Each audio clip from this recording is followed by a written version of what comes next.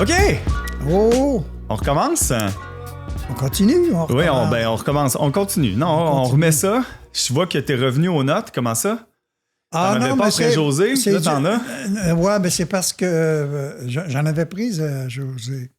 Tu les avais juste pas José, apportés. ou j'en avais pris. C'est Jonas, Jo. Les Joe. Les deux. Non, j'en avais pas pris à José. Là c'est pas vraiment des grosses notes. C'est juste des choses où je trouvais... je trouve ça intéressant de pouvoir peut-être développer. Pas développer, mais explorer, gratter. OK. Mais tu veux qu'on aille assez... Ben, je sais pas, là. Moi, je peux te dire une chose, en tout cas. Il n'y a pas d'ordre dans toutes les choses. Hein? Je me suis gossé parce que, tu sais, ce qu'on avait parlé après Jonas de mon imitation, puis là, Mike, c'est un gars qui sac souvent, puis là, je m'écoutais sacrer tout le long. Je suis comme, faut que t'arrêtes. Faut que je retrouve... Mais t'as pas sacré. Ben oui, j'arrête pas de le dire.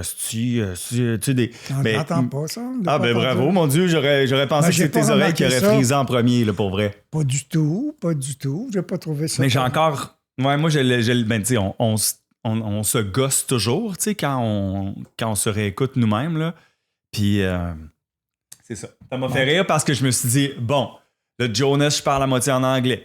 José, ben, tu sais, je prends son ton plus posé de gars dans la cinquantaine. Mike, c'est un gars un peu, tu sais, qui sac de même. Fait que là, je parle de même aussi. Mais je l'ai... Mon Dieu. OK, c'est peut-être moi qui hallucine. J'ai pas remarqué, je sais pas, ça m'a pas frappé. Qu'est-ce qui t'a frappé? Y a-t-il quelque chose qui t'a frappé? T'es pas obligé d'être frappé non plus. Là. Ah, ben non, mais je ne connaissais pas absolument pas ce monsieur, ce jeune homme, cet homme. Bon. Et, ben, mon Dieu, c'est la lucidité avec laquelle les gens, en général, prennent leur vie. Ouais. Tu veux dire qu'il y a une intention, tu vois qu'il a réfléchi. Ben, il a réfléchi, sa vie est faite de ponctuation. Chaque vie est différente. Là. Il y en a toute une lui-même. Là, bon, l'histoire. Bon papa, là, bon, c'est un bon candidat à une expérience que tu ne souhaites pas à tout le monde, mais qui, malgré tout, a fait ce qu'il est. Hein? C'est ça qui est...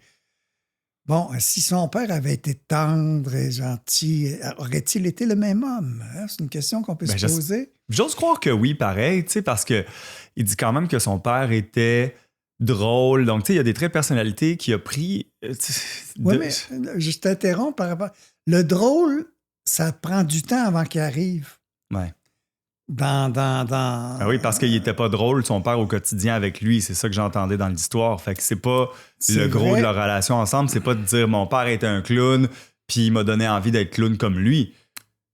Oui, mais il se rappelle que d'avoir vu son père faire le clown à une certaine époque, ou quand il parle du temps où quand il y avait les parties les de pompiers, famille. Bon, ça existait. Bon, mais en tant que fils aîné, en quelque sorte, c'est le fils aîné. Ouais, comme toi, tu veux dire? Moi aussi, je suis fils aîné. On pourra parler de ça, d'ailleurs, parce que, en tout cas, autre époque. Hein? Mais ce que je veux dire dans ça, c'est que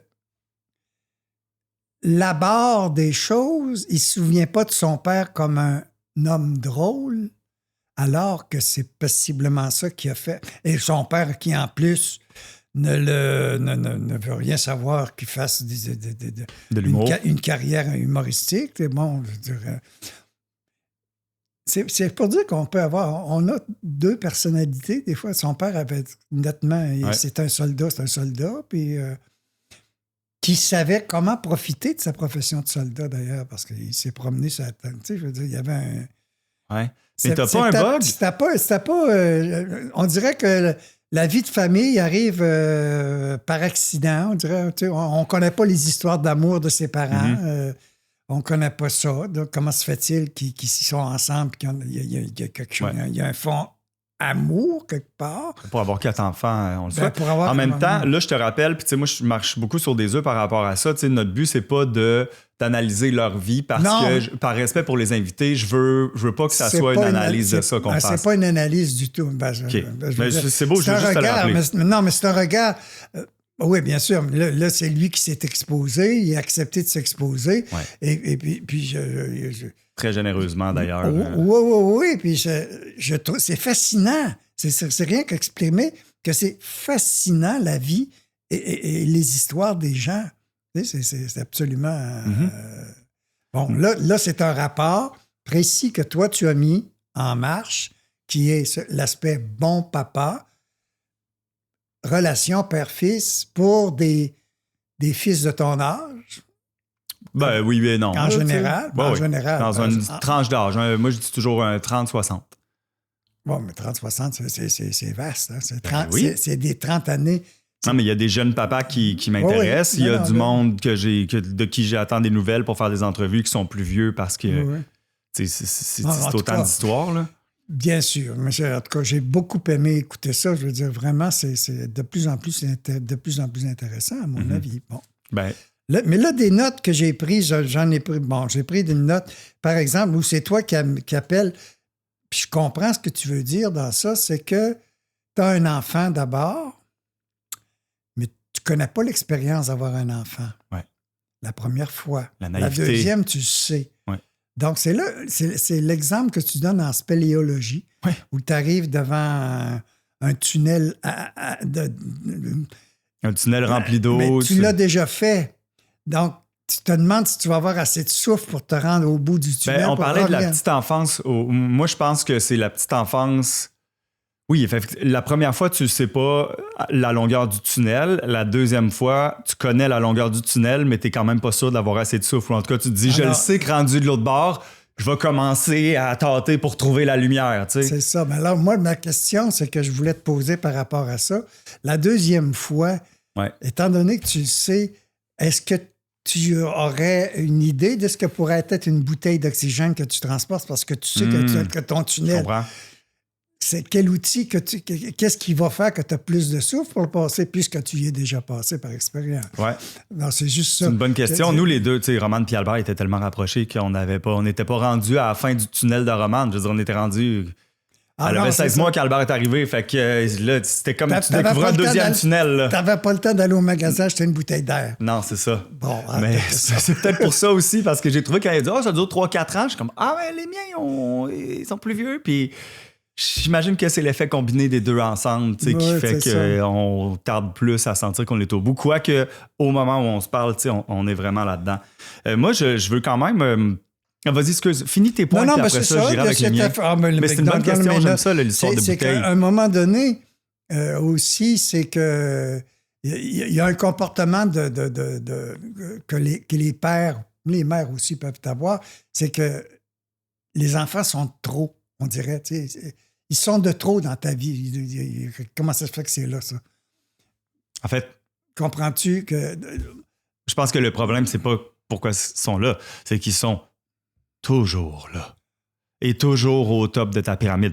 C'est un défi. C'est le plus grand défi de s'enlever du centre de sa vie parce qu'on est tous égocentriques à la base. Là. Ben voilà. Fait que là, quand le centre devient complètement quelque chose d'autre. Comment tu fais pour que l'enfant ne soit jamais de trop?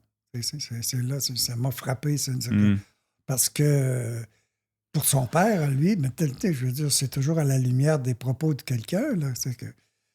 Puis là, je pense à moi, mais moi, j'ai déjà été impatient. J'ai jamais été violent, par exemple. Non. Absolument. Parce que quand tu as déjà fait un trou dans une porte. Oui, je me souviens. Une fois, je me suis fâché contre Amélie. La porte du garde-robe du fond sur de l'âge. Je me souviens très bien de voir ce trou-là comme enfant. Puis... Oui, mais c'est la porte qui a mangé le trou. Oui. C'est un endroit où c'est un moment où j'étais hors de moi. Bon, c'est tout. Je l'ai fait. C'est tout. Mais ça ne s'est plus jamais reproduit parce que déjà, ça te frappe toi-même de constater de te rendre là. La violence qui peut t'habiter. Tu t'en souviens parce que là, moi, j'avais... Tu sais, ça fait 35 ans, là.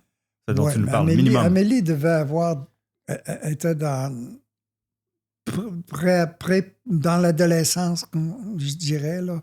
Et c'est le seul souvenir que j'ai d'avoir voulu imposer quelque chose par la force. Drastiquement. Par ce qu'ils appellent snapper. Vous avez snappé? Ouais. Bon, en tout cas. Snap. Genre, snap, c'est comme là, les bearings, là, ça lâche, là, puis voilà, l'engrenage se défait. Sinon, Puis tu as eu des réflexions par rapport à ça? Tu sais, vu que c'est quelque chose dont tu te rappelles... Des réflexions, tu veux dire quoi? Ben, ce trou dans la porte que tu avais fait, là, la faute, tu avais snappé, ça t'a suivi? Ben, ça m'a suivi. Ça t'a amené des réflexions, c'est sûr, là? Il a fallu que je la répare, là. T'as le temps de réfléchir en faisant ça? Non, mais je veux dire... il n'y a pas eu de réflexion qui a suivi. C'était clair et net. Non, c'est fini là. Tu sais, je veux dire, on n'embarque plus jamais sur ce terrain-là. Tu sais, bon. Mm-hmm. C'est vrai que j'avais toujours un peu un verre dans le nez aussi. Il faut bien l'admettre, là. Mais en tout cas, c'est inexcusable. C'était une colère. Amélie, elle m'avait fait affronter, puis elle m'avait dit non. Tu sais, bon, j'ai fait. Mm-hmm. Et je ne pouvais pas faire autre chose que d'être frustré dans le nom que je recevais, tout simplement. Oui. Comme lui, il raconte quand il dit à son père, c'est fini. Là, quand il l'a ramassé. Quand il a 13 ans, puis que... qui met un stop à tout ça. Qui met un stop à cette façon-là d'avoir une relation avec quelqu'un. Bon, ouais. Voilà. C'est ça. Ensuite, qu'est-ce que je... Oui, c'est ça, c'est que... Bon, c'est intéressant. Puis là, c'est pas une analyse, mais c'est cette attitude que le père a de ne pas dire à son fils qu'il est fier de lui, mais de dire à tout le monde qu'il est très fier, sans jamais lui en parler à lui-même. Qu'est-ce que tu... Ben moi, c'est comme si ben, ce que je voyais là-dedans, j'ai écrit que le fils faisait plus partie du père que le père faisait partie du fils. Explique. Ben, explique, c'est que je me suis dit, le père porte son fils comme une badge, comme un...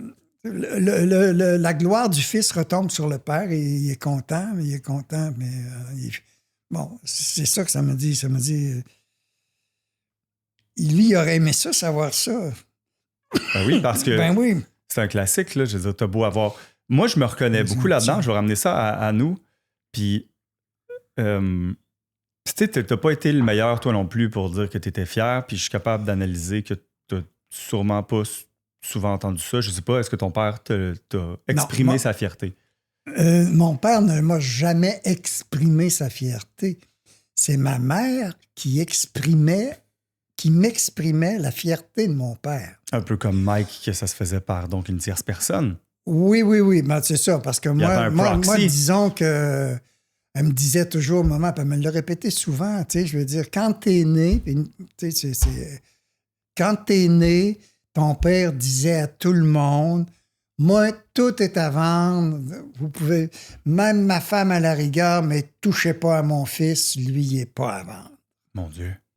Fait qu'il y avait vraiment, lui, un événement qui venait de changer sa vie, une fierté incommensurable. Entendons-nous, on est à une époque, moi je suis né en 1947, on est à une époque où quand les gens se marient, c'est pour fonder une famille. Ouais. T'es pas tout à fait étonné d'avoir un enfant, puis ton premier-né... Ben, mais pourquoi tu penses qu'il a réagi comme ça? C'est curieusement chez les UA, qui nous préoccupe particulièrement.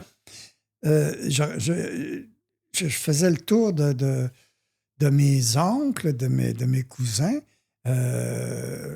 Mon oncle bébé, l'aîné est un fils.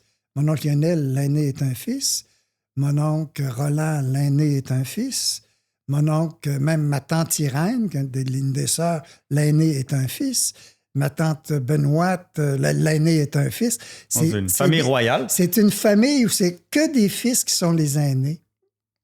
Je peux pas me tromper, là, je me trompe pas, en tout cas. Non, mais c'est pas un examen, là. Non, on t'excusera d'avoir des erreurs. C'est pas une question de m'excuser ou pas. C'est juste une question de c'est une constante. Non, c'est faux. Ah, vois-tu? Mais chez les Laberge, maman, bon, c'est la fille, c'est moi, c'est le fils. Chez mon oncle Charles, son frère, l'aîné, c'est un fils. Mais mon oncle Denis, c'est une fille. OK. Voilà l'exception qui vient infirmer cette règle. Bon, en tout cas, mais c'est ça, maman me disait toujours, ton père, il disait, vous pouvez, tout est à vendre, vous pouvez m'acheter, mais pas mon fils. Puis comment tu analyses ça? Ben, c'est pas. Comment veux-tu analyser ça? C'est qu'il Pousse-toi était un peu. fier. Il était Analyse. content. Il Oui, était pourquoi? content. Il y a une raison, t'es pas content dans le vide, dans la Mais vie. parce là, que il y a- t'as un fils, t'as un représente enfant. quoi? Puis c'est un enfant. Ben, je sais pas. Je suis obligé de dire je ne sais pas. Mais pense. Ben, On- t'as-tu une. Non, j'ai pas la réponse. Je t'invite. Notre but, Ben, c'est de non, réfléchir. Oui, mais écoute, Toby, il peut y avoir Puis, tu sais, des choses où il n'y a pas de réponse. Ta Je grand-mère, sais est-ce qu'elle pas. te racontait ça après qu'il soit mort? Ou. Non, c'était tout le temps. Je pense qu'on avait. Il nous amenait, tu sais, je veux dire, j'allais pas me montrer mes bulletins au boss, moi, au boss à mon père, tu sais, Je parce sais pas, que non? tu savais pas ça. Ben, en tout Fait que cas, c'était de la fierté. ben, c'était une certaine fierté, mais c'était aussi Ou il que, voulait juste se vanter. que le boss. Non, mais c'est parce que le boss, il pouvait contribuer d'une certaine manière Aux études, au coût des aux études. études, tu sais, je veux dire, C'était vraiment à comme le aider, riche à patron. aider le gars qui- d'un de ses employés à Un mécène. là. faire une espèce de mécénat. Mais c'était, voilà. Mais je ne sais pas jusqu'où c'est allé, là, tu sais, je veux dire, mais c'était une fierté. Mhm. Mon père présentait son fils il était toujours fier, oui. Ok. Il était fier de moi. Ouais. Bon.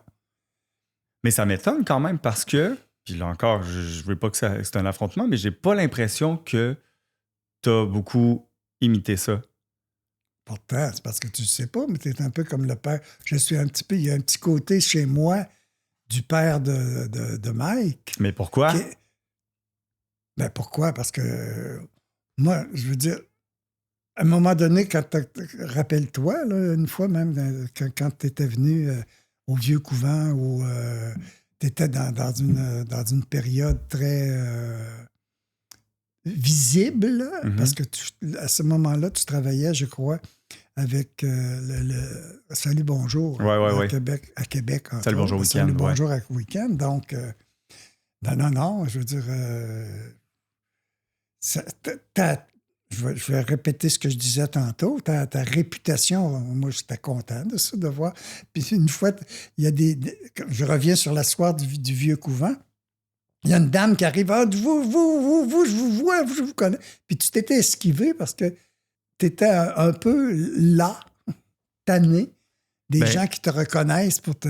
Ben, Bon. c'est je sais pas si c'est de la lassitude parce que moi, j'ai toujours interprété ça comme. Puis tu peux vraiment déconstruire ce que je vais te dire, mais j'ai toujours trouvé ça paradoxal de faire le métier que je fais où on s'expose parce que j'ai toujours été mal à l'aise avec l'attention que ça implique. Je veux pas d'attention dans la vie. Ouais, Comme si je veux non, animer à tu la vois. radio, je veux animer à la télé, je veux faire des entrevues, mais je veux surtout pas d'attention. Puis j'ai toujours lié ça à une impression que j'avais que j'en ai pas tant eu de votre part quand j'étais jeune. Donc, je me suis amené à croire que c'est pas nécessaire.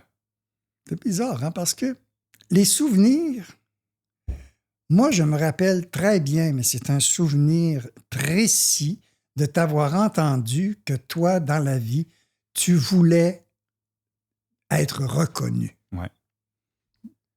Alors, j'ai été étonné que tu ne veuilles plus être reconnu.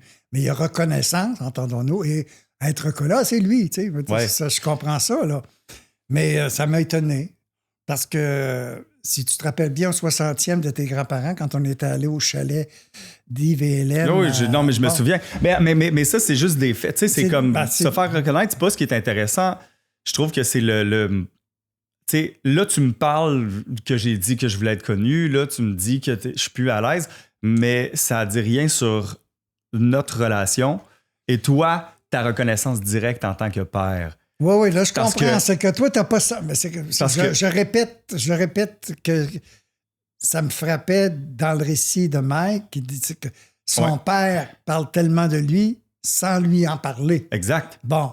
Mais toi, tu dis que c'est la même chose pour moi. Ben, si En tu quelque parles, sorte. parce qu'il n'y a jamais personne qui m'a dit « Ah, ton père nous parle de toi », ben peut-être Non, que ton mais tu histoire de rencontres tes pas. amis de vieux couvent. Non, mais c'est pas nécessairement le vieux couvent, c'était pas à cause des amis de là.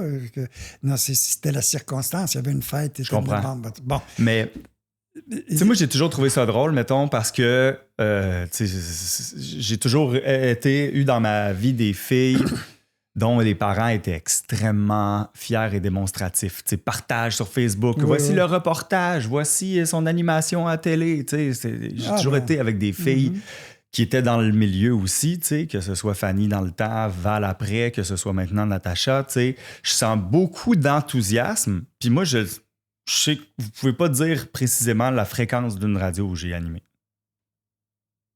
Qu'est-ce que tu veux dire? La fréquence, le poste? Oui, mais je le disais. C'est rouge à un moment donné, c'était... Oui, c'est arrivé. Mais, c'est ça. Dans le temps de Sherbrooke, je me rappelle très bien. Mais tu comprends? Oui, mais c'est ça. Oui, tu as bien raison à ce moment-là. Mais moi, je le disais quand même. Je l'ai dit à mes... Bon, je sais à qui je le disais particulièrement. Puis, à Jacques Drouin, entre autres, qui ton bon ami. Mon très bon ami, qui lui-même a un fils. Puis je me souviens plus où tu étais exactement à l'époque. J'ai dit, il travaille à telle place dans tel temps. Puis c'était précis, là. Puis Jacques en avait parlé à son fils, qui est un petit peu plus vieux que toi. Mm-hmm. Puis il dit, c'est le seul qui est intéressant, finalement. Son fils avait dit ça. C'est le seul. Bon. Non, mais... pour les autres. Non, mais c'est le seul qui, en tout cas, qui il m'a dit ça, moi. Ouais. Qu'est-ce que tu veux? Je peux pas témoigner de si c'est vrai, si tu pas. Non, peu importe. Mais on revient un peu à la même affaire. Oui, c'est ça. Mais c'est intéressant de savoir parce que moi, ça m'épatait dans cette histoire puis de conversation. Puis, tu sais, après José, tu m'as parlé de la mort de mon grand-père, de ton père, tu sais. Oui. Puis lui-même a encore parlé, bon, ça fait 2 en 2 avec des pères décédés. Mais moi, je ramène ça à cette espèce de vulnérabilité. Tu sais, en tout cas, dans l'histoire que Mike me racontait, c'est comme si dire « je suis fier de toi, t'es bon », c'est comme une espèce de vulnérabilité parce que c'est ouvrir un sentiment direct de faire « Hey, je suis profondément impressionné par la personne que t'es ». Et je suis pas psychologue, mais je vois un lien là. Fait que ça m'étonne de voir que toi, justement, grand-papa, il était si ouvert, si expansif. Tu l'as pas été tellement. Puis je sais pas où je vais en venir avec ça, mais j'étais curieux de savoir, en fait, comment tu voyais tout l'aspect vulnérabilité face à son fils. Tu sais, Mike en parlait aussi quand il allait voir son père dans la chambre d'hôpital. Ça, c'est assez frappant, tu sais, comme exemple, de dire tout le monde était persuadé qu'il était à l'article de la mort. Puis moi, les fois où j'étais là, il mettait une espèce de façade ou de masque de ne pas être vulnérable devant moi. Tu sais quoi je pense? Tu fais comme un regard... OK. Tu t'en rappelles pas? De quoi dans notre... Quand Mike raconte ça? Oui. Mais il y a des bouts que j'étais un peu plus distrait parce que ça passe vite aussi. Hein? C'est un bon bout, c'est plate. Non, mais je veux dire, c'est pas... Je me souviens qu'il rappelle de ses sœurs. Et c'est ce moment-là... Ça t'a pas marqué comme moi? Non, ça m'a pas marqué comme tel parce que moi, je suis pas de même du tout, de toute façon. Je veux dire, je fais pas semblant de non, mais t'es assez longiligne aussi, là, je veux dire, tu coastes. Tu sais, je t'ai jamais vu incroyablement heureux ni incroyablement malheureux. Non, OK. Longiligne, c'est ça? Il n'y a pas de longiligne. C'est longiligne. D'humeur égale. Ouais, flatline. Oui, flatline. Ouais. Hein. C'est ça, il n'y a pas de haut et de bas. Là. C'est assez stoïque. D'une certaine manière. J'ai fait un tour dans une porte une fois, par exemple. Bon, c'est depuis ce temps-là. Oui, mais c'est une chose que j'ai développée, d'ailleurs, parce que... Comment je dirais ça? Je reviens sur les affaires des rapports existentiels. C'est l'attitude zen, c'est ça. C'est d'avoir une humeur assez égale devant les choses. Mais ceci dit, je vais te dire tout de suite, je te trouve extraordinaire. Je t'admire beaucoup. Non, mais je t'admire. Non, mais je veux dire, tu veux qu'on mette la crème sur le gâteau? Je mets non, mais c'est pas parce que je recherche ça. C'est parce que pour vrai, c'est... non, mais t'es en manque de ça. Ben oui, parce que je reviens à la discussion qu'on avait par rapport au boulet de ton père. Puis tu sais, moi, j'ai aussitôt associé, ça va pas. J'ai aussitôt associé ça à ça. Parce que, tu sais, Natacha, c'est ma plus grande fan. Okay? Puis il y a 10 ans, au moment où on se parle, on est partis, elle et moi. Tu sais, j'avais une bonne carrière. J'ai tout abandonné parce que ça faisait des années que j'étais là-dedans. Puis que, comme tu as dit, j'étais pas bien avec cette attention-là. Puis j'étais au courant, j'étais conscient que pour moi-même, c'était malsain parce que je me disais, qu'est-ce qui va pas avec toi? T'adores être à la caméra, t'adores faire des entrevues, t'adores animer à la radio, t'adores le contact. Moi, parler au téléphone avec des auditeurs, là, c'est une des choses que j'aime le plus. Ouais, tant mieux. Mais quand ça devient tourné vers moi de l'attention, que c'est en personne, je suis pas capable de le gérer. Puis c'est ce qui a fait beaucoup, moi, que je me suis saboté. Tu sais, je veux dire, j'avais un agent, puis pendant des années, mon agent il disait « Mon plus grand obstacle à te faire travailler, c'est toi-même. C'est comme si tu veux pas. T'as plein de talent, t'as plein de potentiel, mais chaque fois qu'on essaye, tu te sabotes.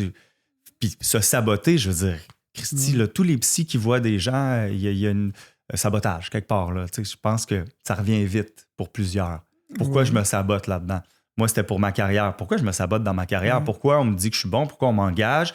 Puis que finalement, c'est comme si là, je sens toute l'attention que c'est, je shut down. Là, je suis plus capable d'être drôle, je suis plus capable d'être le même que j'ai été parce que le poids de cette attention-là fait que quand Joanne, notre voyante, dont j'ai l'impression qu'on va parler à chaque fois, m'a dit « t'as un boulet », j'ai tout de suite fait le lien. J'ai l'impression que mes parents, puis je m'excuse parce qu'encore, c'est tellement facile de tomber dans le blâme, mais j'ai l'impression que mes parents m'ont jamais mis sur un piédestal, pas de façon négative, mais juste, m'ont jamais fait comme « Wow, t'es hot, ça nous intéresse. Ah, voyons, parle-nous-en. Ah, c'est donc bien intéressant. Wow, t'as fait ça tout seul. Crime! » J'avais l'impression que, à force de ne pas avoir ça de votre part, pour survivre, je me suis convaincu que c'était inutile, voire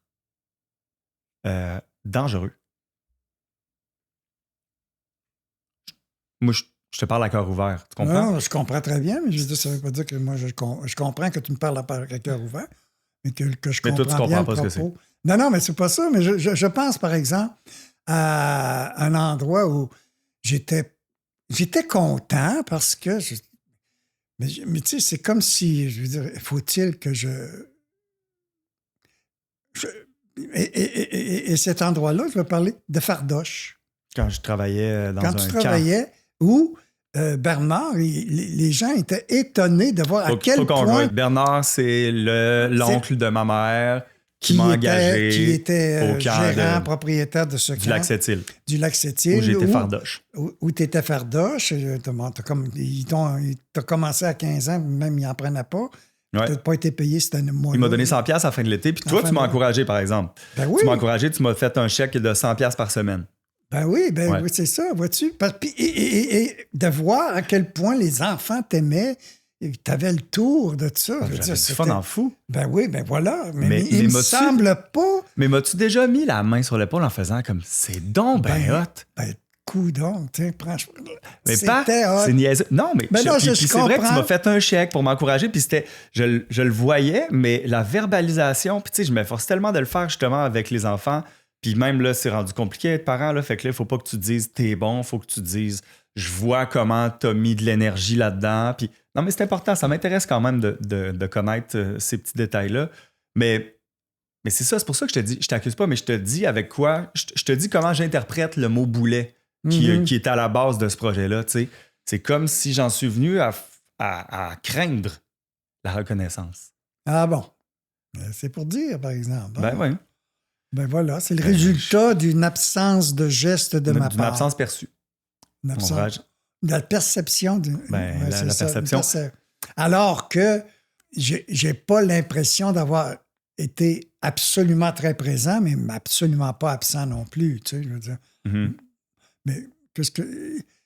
Je dois avouer que l'éducation des enfants n'a pas fait partie de mes préoccupations dans la vie, comme peut-être que cela aurait dû être. Mm-hmm.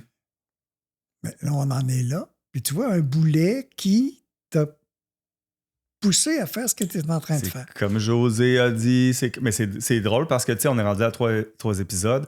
Jonas a été poussé par son père puis il a réussi. Fait que, tu sais, c'est correct, je pense, quand on a vécu la situation inverse, de dire ça m'a forcé à être, mais je pense que la partie positive, j'ai été encouragé à être, ça amène tout autant des résultats positifs. Ah non, ben oui, c'est sûr. Mais là, étant donné qu'on ne peut plus remonter à la source de la rivière qu'on est en train de descendre, ouais. On va continuer avec le flow qui est là. C'est le be the bigger man. C'est être. C'est là où je me suis trouvé, où je me suis auto-critiqué. Ça sonne négatif, mais c'est là où je me suis regardé après, en faisant ces entrevues-là en disant OK, peut-être que tu t'accroches trop. Peut-être que là, on est en train de jouer la victime. Peut-être que c'est l'heure, à 40 ans passés, de pas t'accrocher à ça parce que c'est facile de dire « Ouais, mais j'ai pas été élevé de même. Oui, oui. » Oui, ça, Fait que, c'est tu sais, vrai. Puis là, c'est mon gros travail de faire comme « Non, t'as pas été élevé de même. Non. Maintenant, comme adulte, qu'est-ce que tu veux? » C'est ça. Puis pourquoi? C'est-tu parce que tu n'as pas été élevé de même que tu as craint de grimper? Oui, c'est parce que j'ai pas eu votre attention. J'ai pas eu ce regard-là de votre part. Je veux dire, puis on pourrait, si Anna et Amé étaient ici, tu sais, cette espèce d'admiration de son enfant, d'être comme, je suis vraiment fier de toi. Moi, c'est la chose que je dis le plus souvent à mes enfants, parce que je l'ai jamais entendu de votre bouche. Mais mon Dieu, je me rappelle très bien te l'avoir dit quand on était allé au Méritas, que tu avais des Méritas, puis t'avoir très bien dit, bravo, tu sais, je suis content, tu sais, je veux dire, Je m'en rappelle pas. tu t'en rappelles pas. Peut-être que c'était pas assez présent au quotidien, puis que cette... Non, mais tu te rappelles même pas qu'on était au Méritas. Ben non, parce que moi, je me souviens... C'est drôle parce que je l'ai dit à Mike dans l'entrevue, puis je l'ai enlevé, mais on en parle là. Je me souviens à notre bal de finissant, quand on pouvait inviter les parents au 5 à 7, au cocktail, puis je vous avais pas invité, je vous avais même pas parlé que ça avait lieu. J'ai jamais compris pourquoi. Mais parce que j'étais persuadé que ça vous intéressait pas, parce que vous étiez tellement pas investi. Je me souviens pas que vous m'aidiez à faire mes devoirs, que vous... Je me souviens pas juste d'un écosystème où il y a ces conversations, où il y a cet intérêt. Tu sais, je me souviens, c'est plus passif. Tu sais, je veux dire, on regardait la TV, tu avais ta can, tes clopes, puis on n'avait pas de conversation profonde, justement, comme tu peux en avoir avec un ado, là. Oui, je comprends. Je veux dire, bon, enfin.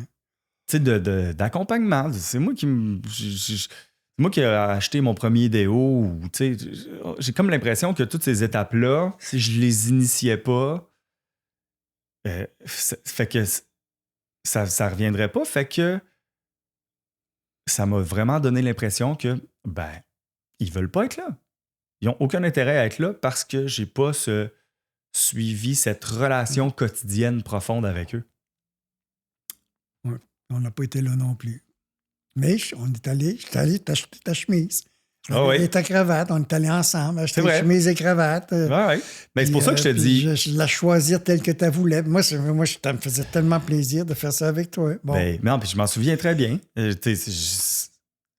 Ouais, je sais pas. C'est aussi beaucoup une question de perception, mais peut-être que c'est là que, comme c'est une question de perception, c'est un devoir incroyable comme parent d'être encore plus expressif et plus. T'as-tu bien compris? Parce que clairement, tu t'en rappelleras pas bien. Ouais, mais c'est contrôler tout ça, c'est une autre paire de mains. Hein?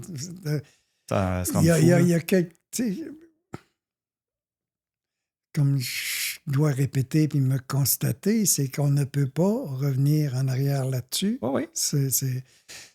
Donc, ce qui est actuellement est fonction de ce qui a été antérieurement, mais avec une possibilité d'en changer un peu, peut-être. Même pas peut-être, sûrement. Je trouve ça un peu dommage de cette mésentente, parce que c'est une mésentente.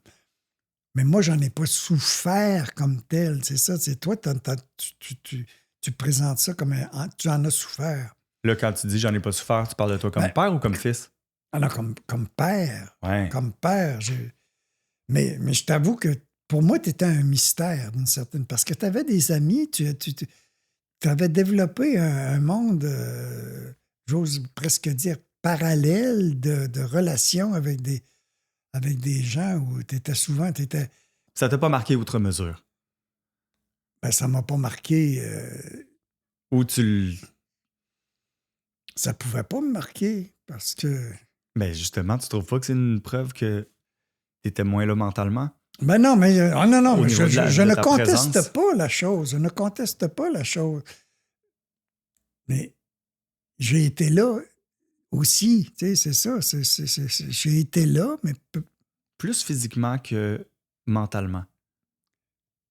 Ben, tu sais, tu me dis ça, puis je saurais pas comment, tu sais. Ben, en tout Voilà. cas. Puis, tu sais, Non, c'est ça, je veux pas m'acharner parce que je veux pas... je veux que ça reste agréable et constructif. Mais en même temps, j'en parle parce que je pense que beaucoup...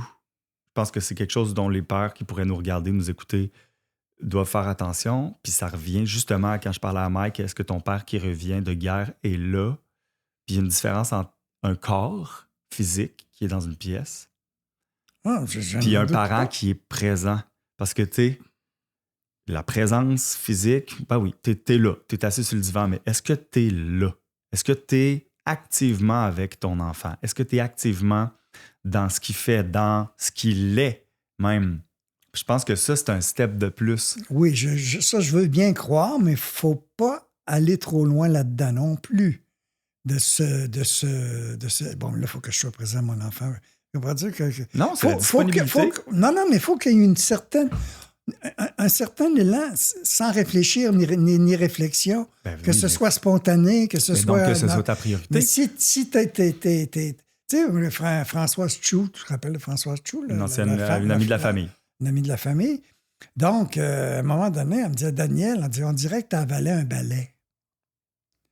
C'est elle qui me dit ça. Je suis de même avec tout le monde. Mm-hmm. C'est pas... Bon, et mais je ça, suis là... assis avec... Bon, qui m'a mis ce fichu balai-là? Ben, c'est ça que je veux qu'on trouve en 20 à 30 c'est épisodes. Oui, mais c'est l'éducation qu'on reçoit. Ben, l'éducation. Sois sage comme une image, tu sais, ne bouge pas. Mais ça, c'est l'éducation. Que tu as reçu ou que tu voulais donner? Que j'ai reçu, pas que je voulais donner nécessairement. Mais il n'en empêche pas moins que quand j'ai écrit ça ici tantôt, les enfants sont de trop. Moi-même, des bouts, même avec Romane et Albert, c'est qu'à un moment donné, la turbulence dépasse un petit peu mon niveau de tolérance. Tu sais, bon, ben là, avec l'âge, je suis capable quand même d'augmenter la tolérance, mais je m'en rends compte. Bon, donc, à ces moments-là, tu aimerais mieux que les enfants ne soient pas là, mais ils sont là. Et c'est à toi de t'adapter à eux plus qu'eux s'adapter à toi. Mais quand tu vas dire tenez-vous tranquille, arrêtez, tu veux les mettre à ta main et non pas grandir en te mettant à leur... en faisant des alliés. En respectant la liberté de l'enfant jusqu'à un certain point. Il ne faut pas que ça dégénère non plus. Là, tu sais. Mais c'est où ta tolérance? Quand est-ce que tout à coup les enfants sont de trop? Parce que ça va loin à un moment donné. Ils sont de trop.